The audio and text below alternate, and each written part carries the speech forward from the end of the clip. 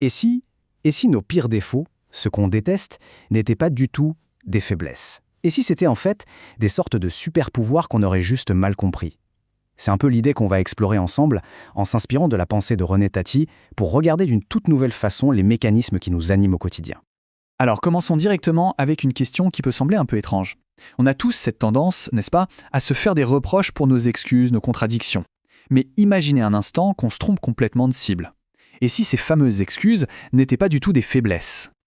Voilà le cœur de l'idée. Ces comportements qu'on juge si négativement, comme la procrastination ou le fait de se trouver des excuses, sont en réalité des mécanismes de protection. C'est notre cerveau qui essaye de nous protéger, de nous mettre à l'abri de la douleur, de l'échec, du rejet. Ce ne sont pas des ennemis à abattre, mais plutôt des alliés qu'il faut apprendre à comprendre.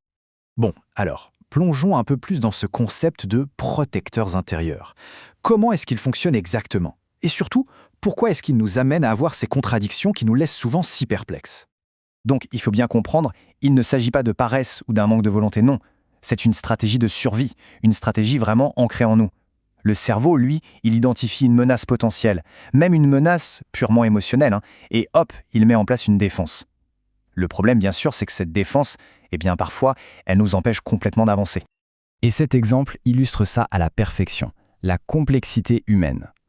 On est tous un assemblage de facettes différentes. On peut être un génie en maths, mais complètement nul en français, ou un expert de la santé avec une très mauvaise habitude. Nos contradictions ne font pas de nous des hypocrites ou des ratés. Elles montrent simplement qu'on est pluriel, complexe. Ok, maintenant qu'on a regardé à l'intérieur, passons à la manière dont on perçoit le monde extérieur, parce que c'est là que se cache une autre clé absolument fondamentale pour notre bien-être. C'est une idée vraiment puissante, ça. En fait, ce ne sont pas les événements en eux-mêmes ou nos soi-disant défauts qui nous font le plus souffrir.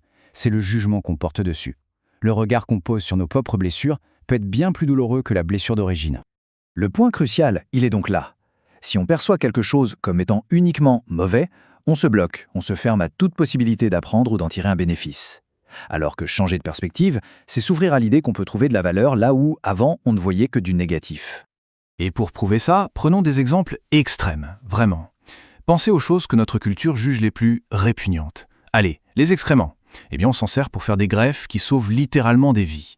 Les asticots, ils sont essentiels pour la police scientifique. Les sangus, on les utilise encore aujourd'hui dans nos hôpitaux modernes. Alors, si même ça a une valeur, ça veut bien dire que rien n'est mauvais en soi. Tout est une question de perspective. Après la psychologie personnelle, on va prendre un peu de hauteur. Il existerait des principes fondamentaux qui gouvernent la réalité, un peu comme la loi de la gravité.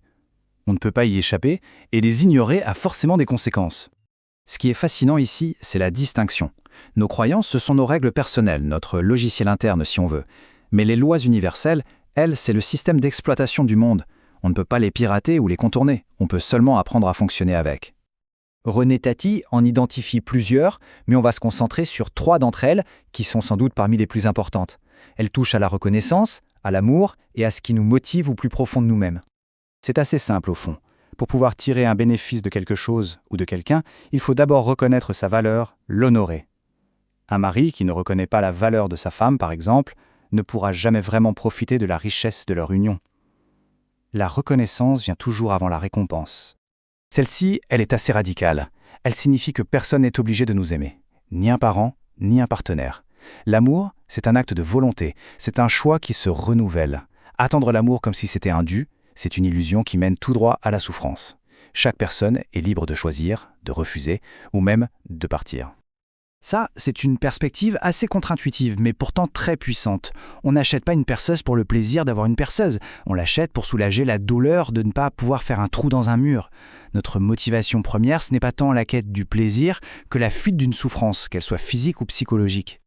Et on arrive maintenant à l'application la plus concrète, la plus intime de toutes ces idées. Notre relation avec nos propres émotions.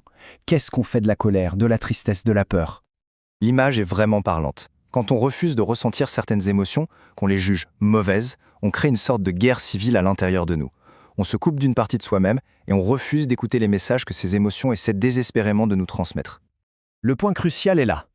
Accueillir une émotion, même une émotion violente comme l'envie de tout casser, ça ne veut pas dire y céder aveuglement. Ça veut dire faire une pause et se demander « Ok, cette émotion est là. Quel est son message? De quel besoin elle me parle ?»